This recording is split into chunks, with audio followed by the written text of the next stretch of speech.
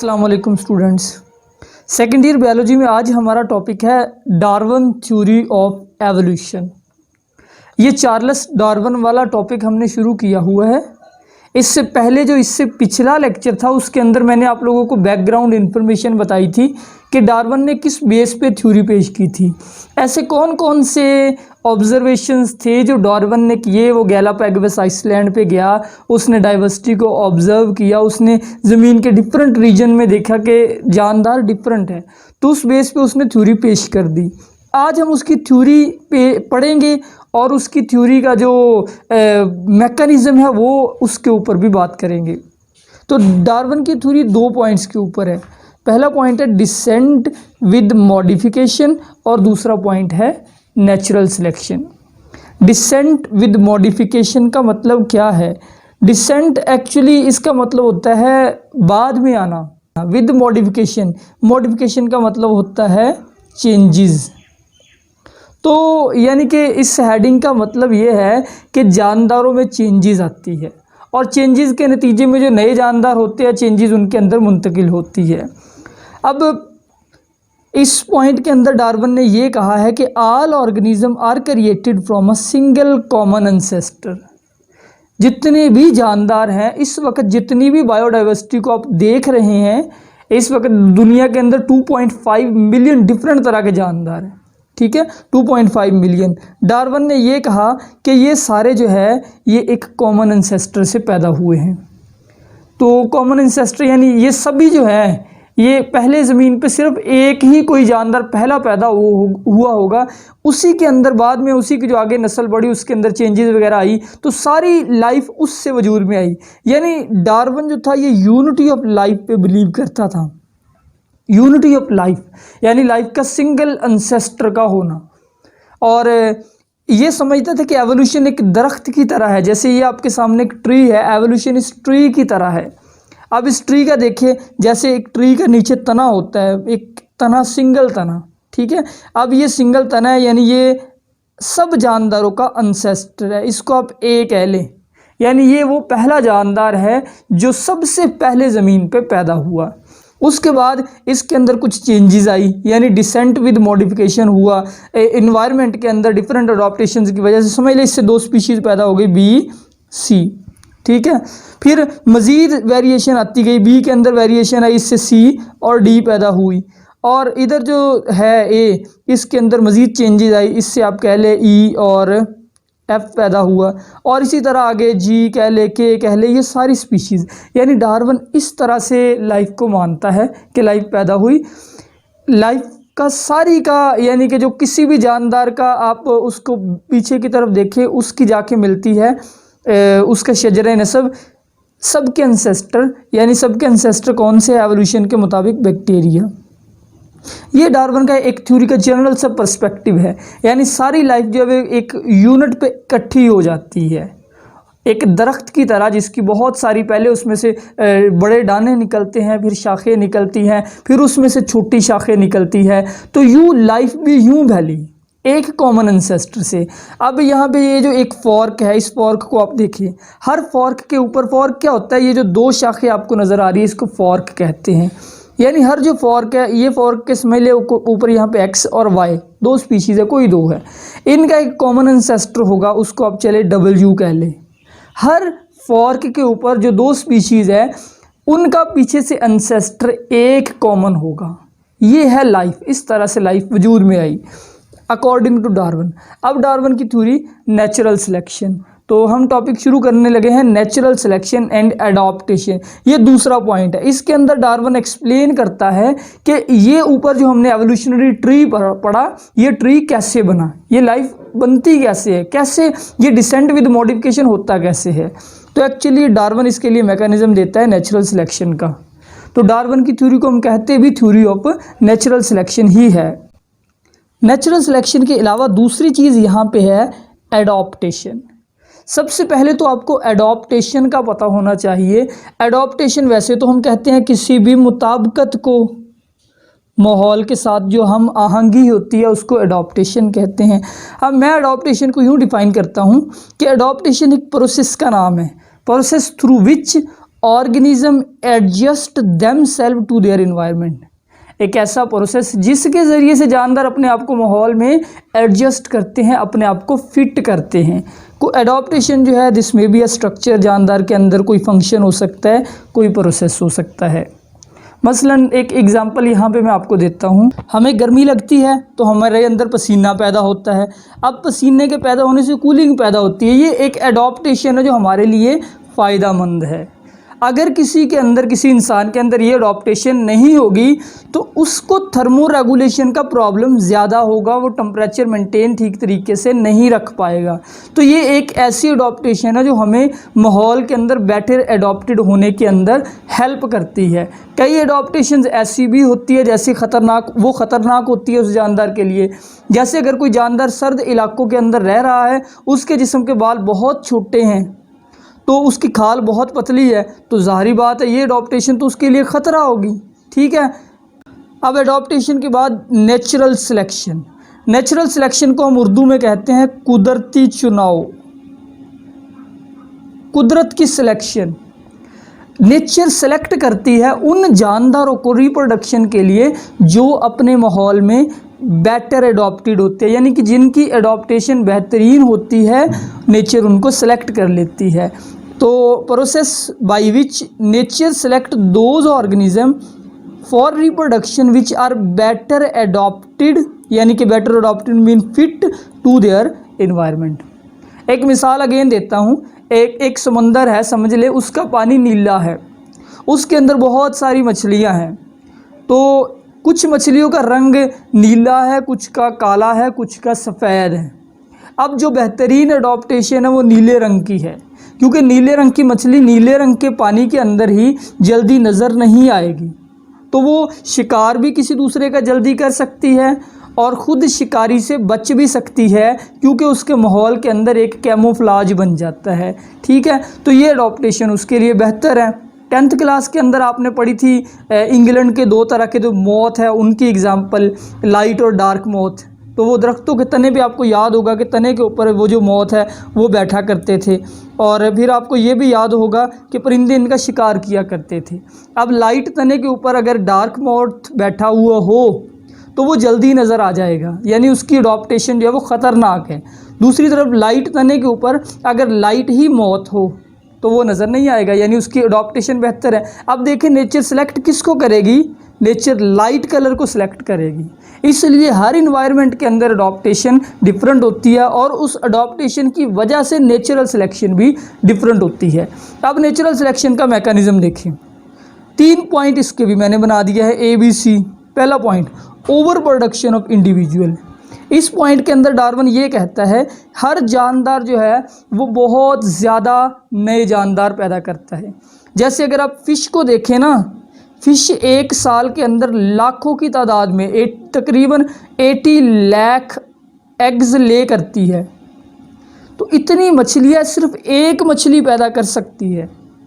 अब इन सारी मछलियों के अंदर क्या होंगे, इन सारी मछलियों के अंदर होगी ये जो यानी बच्चे पैदा करेगी वेरिएशंस।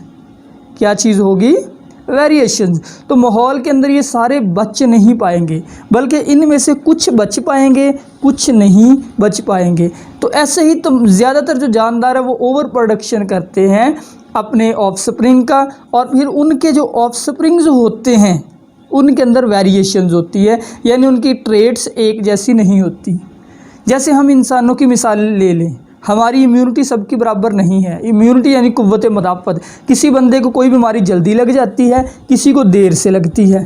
ठीक है। तो ऐसे ही ये जो जानदार बहुत ज़्यादा पैदा ओवर प्रोडक्शन करते हैं अपनी नस्ल की, तो इनके अंदर सबके अंदर जो ट्रेड्स होती है, सबकी जो माहौल के अंदर एडॉप्टेशन होती है वो एक जैसी नहीं होती। कुछ की एडॉप्टेशन बेहतर होती है, कुछ की एडॉप्टेशन ख़तरनाक होती है। दूसरा पॉइंट यहीं से फिर शुरू हो जाती है struggle for existence. Struggle for existence का मतलब है बच्चों बका की जंग, खुद को बचाने की जंग, बाकी बचने की जंग। तो जब एक माहौल के अंदर स्पेस कम है, जानदार ज़्यादा हो गए ओवर प्रोडक्शन हो गई तो फिर ज़ाहरी बात है वहाँ पे शुरू हो जाएगी एक स्ट्रगल फॉर एग्जिस्टेंस, यानी उन्हीं जानदारों के बीच रिसोर्सेज के लिए एक जंग होगी, वो सरवाइव करने की कोशिश करेंगे। यही से मिसाल ले लें जो ऊपर मैंने बताया फ़िशेज़ की। फ़िशेज़ बहुत ज़्यादा है एक पानी के अंदर, उनका डिफरेंट कलर है, किसी का वाइट कलर है, किसी का ऑरेंज है, किसी का कुछ है, किसी का कुछ। तो जब ये सारी फ़िशेज़ एक ही माहौल के अंदर हैं तो सारी बच नहीं पाएंगी, ओवर प्रोडक्शन है, रिसोर्सेज कम है, इनमें से कुछ बचेंगी। ठीक है, इस चीज़ को हम कहते हैं स्ट्रगल फॉर एग्जिस्टेंस। यहाँ पे ज़राफ़ों की मिसाल समझे।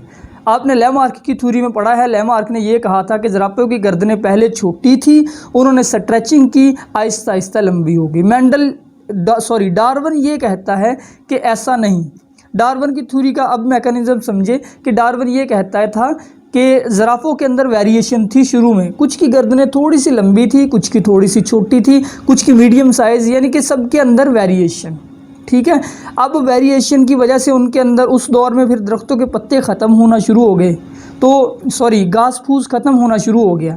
अब ज़राफ़ों ने ऊपर से दरख्तों के पत्ते खाने शुरू कर दिए। तो जिन ज़राफ़ों की गर्दनें लंबी थी पहले ही, उनको ज़्यादा पत्ते खाने को मिलते थे, वो ज़्यादा सेहतमंद हो गए, वो ज़्यादा तगड़े हो गए, उन्होंने ज़्यादा नस्ल बढ़ाई बाकियों की निस्बत। दूसरी तरफ जिनको खाने को कम मिलता था, बेचारे कमज़ोर हो गए, माड़े हो गए, तो आहिस्ता आहिस्ता वो कमज़ोर हो गए और उनको रिप्रोडक्शन के चांसेस भी कम मिले, यानी नेचर ने उनको सिलेक्ट नहीं किया। तो ये है स्ट्रगल फॉर एग्जिस्टेंस। एक बात और याद रखें, ये जो स्ट्रगल फॉर एग्जिस्टेंस है ये रैंडम नहीं, बल्कि वो जानदार जिनकी जेनेटिक करैक्टरिस्टिक्स, जिनके जेनेटिक करैक्टर बेटर हैं, वो जानदार सर्वाइव कर पाएंगे। क्योंकि ये जो वेरिएशंस है ये करैक्टरिस्टिक्स की वजह से होती है। आज कोई बीमारी आ जाए हमारे इंसानों के अंदर, कोई बहुत ख़तरनाक, कोरोना से भी ज़्यादा ख़तरनाक, कि जिसको हो वो मर जाए, तो क्योंकि सारे इंसानों की इम्यूनिटी बराबर नहीं है, इंसानों की इम्यूनिटी कुछ की ज़्यादा बेहतर है, कुछ की कम, तो नेचर किनको सिलेक्ट करेगी? आपको पता है जिनकी इम्यूनिटी अच्छी है। यूँ हो सकता है अगर फ्यूचर के अंदर कभी ऐसा हो तो इंसानों की इम्यूनिटी, यानी कि जो इंसान बाकी बचेंगे क्योंकि वो ज़्यादा बेहतर इम्यूनिटी वाले ही बचेंगे, तो नेचर हमेशा उन जानदारों को सिलेक्ट करती है जिनके जेनेटिक करैक्टर बेटर होते हैं। यानी जेनेटिक करैक्टर बेटर होने का मतलब यही है कि वो माहौल के अंदर बेहतरीन फिट होते हैं। अब अगला आखिरी पॉइंट, सिलेक्शन ऑफ फिटेस्ट। ये आपको बता दिया कि जब सर्वाइवल की जंग होगी तो जो जानदार बेटर फिट होगा नेचर सेलेक्ट करेगी उसको। नेचर सेलेक्ट दोज ऑर्गेनिज्म, उन जानदारों को नेचर सेलेक्ट करेगी बेटर एडॉप्टेड, जो अपने माहौल के अंदर बेटर एडॉप्टेड होते हैं, वो ज़्यादा नस्ल बढ़ा पाते हैं। इस वजह से जानदारों में चेंजेस आती है। अब इस पूरे मैकेनिज़्म को समझे। पहले जानदार समझे कि ज़मीन का ये एक ही हिस्सा है, ये इसके ऊपर जानदारों की एक ही स्पीशीज़ रह रही है। फिर बीच के अंदर कोई बैरियर आ गया, कोई जियोग्राफिकल बैरियर आ गया, कोई ऐसी रुकावट आ गई कि इधर से जानदार उधर नहीं जा सकते। अब माहौल भी आहिस्ता आहिस्ता डिफरेंट होने लग गया, इधर का माहौल डिफरेंट होने लग गया, इधर का माहौल डिफरेंट होने लग गया। यही समझ ले कि चलो जी एक तरफ जो है वो सर्दी और दूसरी तरफ गर्मी बढ़ने लग गई। अब वो जानदार जो पहले इकट्ठे रह रहे थे, बैरियर की वजह से, दोनों तरफ के एनवायरनमेंट के फ़र्क की वजह से नेचुरल सिलेक्शन डिफरेंट तरीके से ऑपरेट करेगी। इधर जो है वो और तरह के जानदारों की सिलेक्शन होगी, इस तरफ और तरह की सिलेक्शन होगी, और होते होते ये कई सौ कई हज़ार साल के बाद दोनों तरफ के जो जानदार शुरू में सिमिलर थे इतने डिफरेंट हो जाएंगे, they become different species. And that's how new species create according to Darwin, यानी सर्वाइवल ऑफ फिटेस्ट। तो ज़राफ़ों के अंदर भी सेम यही हुआ। गर्दनें उनकी जैसे मैंने बताया डिफरेंट वेरिएशंस थी उनमें, तो जो करैक्टर बेहतर था नेचर ने उसको सेलेक्ट किया। यूँ वो वाले ज़राफ़े वजूद में आए जिनकी गर्दनें आज हम देखते हैं कि बहुत लंबी है। एक इंटरेस्टिंग मिसाल जहन में आ गई। देखिए इंसानों के अंदर भी नेचुरल सिलेक्शन एक जगह पे होती है। आप लोगों ने MD कैट के टेस्ट देने हैं, बहुत सारे बच्चे, लाखों बच्चे जो है वो हर साल एक ख्वाब लेके आते हैं कि हम डॉक्टर बनेंगे। नेचुरल सिलेक्शन शुरू हो जाती है पहले, यानी कि ओवर प्रोडक्शन। यहाँ पे हम ओवर प्रोडक्शन तो नहीं कहेंगे, लेकिन तादाद ज़्यादा, ओवर स्टूडेंट्स हैं बहुत ज़्यादा, इतने बन नहीं सकते, इतनी अपॉर्चुनिटीज़ नहीं है। फिर शुरू होता है स्ट्रगल फॉर एग्जिस्टेंस। यानी वो जो स्टूडेंट है वो मेहनत करना शुरू करते हैं, जो उनमें से ज़्यादा मेहनती है, जो ज़्यादा ज़हीन है, वो आगे बढ़ जाते हैं। जो बेचारे नहीं बेटर अडॉप्टेड नहीं होते वो एलिमिनेट हो जाते हैं, शुरू से ही मुकाबले से ही आउट हो जाते हैं। फिर होती है सिलेक्शन ऑफ फिटेस्ट, यानी उन्होंने टेस्ट देना है, एमडी कैट देना है, नंबर भी अच्छे ले लिए, पहले मरहले में सर्वाइव कर गए, एफएससी में अच्छे नंबर ले लिए, एंट्री टेस्ट में से भी अच्छे नंबर ले लिए, आखिर पे होगी सिलेक्शन ऑफ फिटेस्ट। और जो सबसे फिट होगा, जिसके कॉन्सेप्ट भी अच्छे होंगे, जो ज़हीन भी होगा, जिसके नंबर भी अच्छे होंगे, जिसका एमडी कैट भी अच्छा होगा, वो सिलेक्ट होगा। ठीक, अब अगला है ये छोटा सा टॉपिक, न्यू डार्विनिज्म। ये डार्विन की एक थ्योरी है जो जिसके अंदर थोड़ी सी चेंज की गई, यानी पीछे जो डार्विन की थ्योरी नेचुरल सिलेक्शन आपने पढ़ी है, उसी थ्योरी में थोड़ी सी तब्दीली की गई है। इसको हम कहते हैं मॉडर्न एवोल्यूशनरी सिंथेसिस, यानी जदीद थ्योरी। ये जदीद थ्योरी तब वजूद में आई जब पॉपुलेशन जेनेटिक्स का इल्म शुरू हुआ।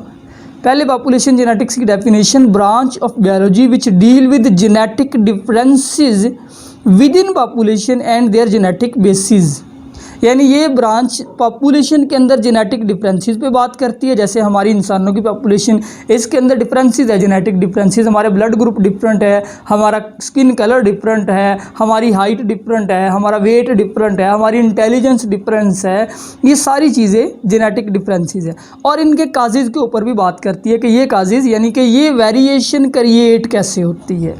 जिस दौर में डार्विन ने थ्योरी पेश की थी उस वक्त वेरिएशंस और जेनेटिक्स का इल्म इतना नहीं था, हमें नहीं ठीक तरीके से पता था कि करैक्टर कैसे मुंतकिल होते हैं। फिर आपको पता है कि मेंडल साहब आए, और मेंडल मशहूर ज़माना साइंसदान जिसने पी प्लांट के ऊपर एक्सपेरिमेंट किए थे इनहेरिटेंस के। तो मेंडल की वजह से हमें इनहेरिटेंस का बहुत हद तक पता चल गया कि किस तरह से करैक्टर एक नस्ल से दूसरी में जाते हैं। अब एक तरफ डार्विन की थ्योरी है, दूसरी तरफ मेंडल के लॉज हैं, तो इन दोनों को कंबाइन कर दिया गया। कंबाइन करके एक नई थ्योरी बनाई गई जिसे कहते हैं न्यू डार्विनिज्म, यानी Mendel plus Darwin is equal to new Darwin. ये न्यू डार्विनिज्म की थ्योरी है। और in 1940 Mendelian work and Darwin theory of evolution was integrated, यानी इन दोनों को जोड़ा गया and develop a new theory which is new Darwinism.